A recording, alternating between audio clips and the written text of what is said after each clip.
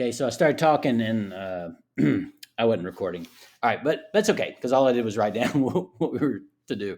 We're going to do the long division here. So x cubed goes into x to the fourth x times. All right, so here we go. So I'm putting an x right there, and then away we go. So we got x to the fourth and a 2x cubed and an x squared, and then that's all, and then we're subtracting. All right, so by. So that's good. But 5 minus 1 is 4. All right. And then the rest of this just comes on down. All right. And then the next thing is, there's nothing to do. All right. So I've got it. I've got it in this form. So I will say right now it's x plus, and then we have 4x squared plus 7x plus 1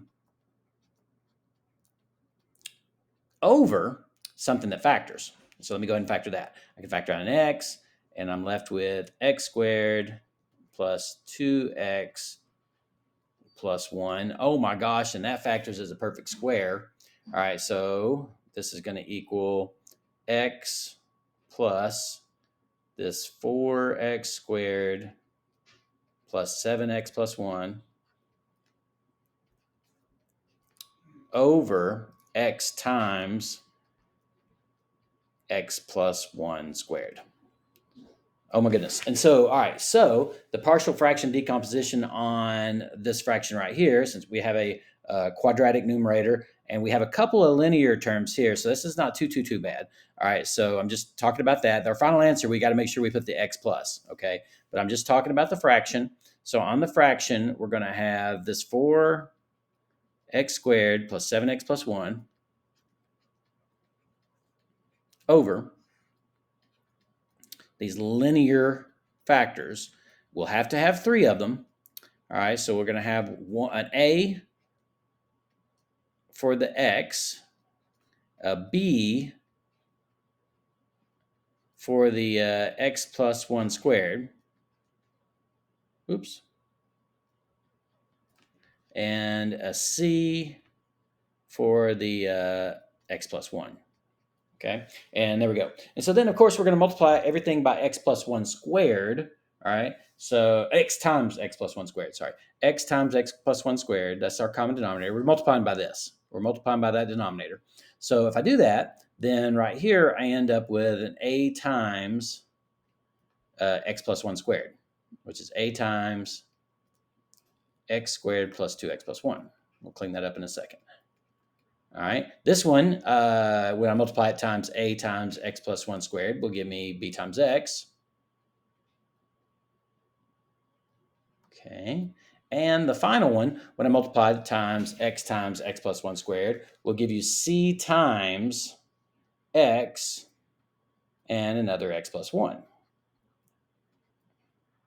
Okay, so let's clean all of that up, and that will look like this. We'll have an ax squared plus a 2ax plus a plus bx plus cx squared plus cx. And I'm going to do the color coding thing, if it'll let me. It wasn't letting me change colors a minute ago. Oh, there we go. All right, so let's say red for the x squareds. So x squareds. And then let's go yellow will be for the x's. So there's an x, there's an x, there's an x. And man, a's got to be 1. All right, but we'll just go ahead and act like we don't know that. And we'll let the matrix work it for us. Or maybe we don't have to. I don't know. Let's just see.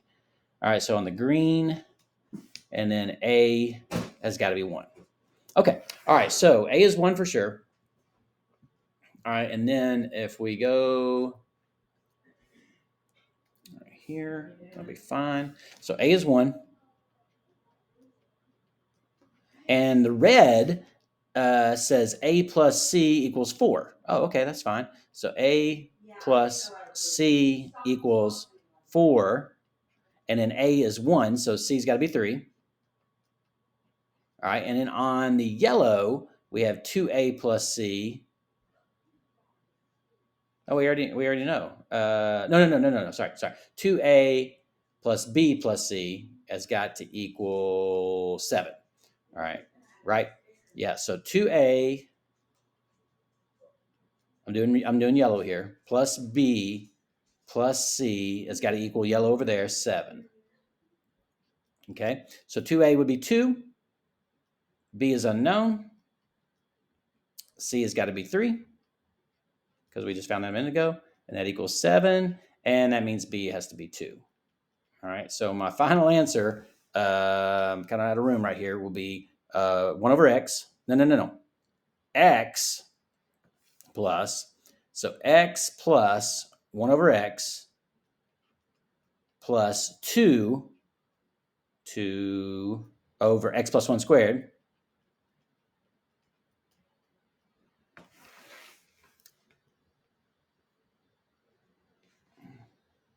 Okay, that was freaky. 2 over x plus 1 squared, and c was 3 plus 3 over x plus 1.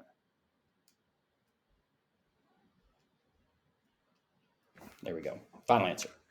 Woohoo!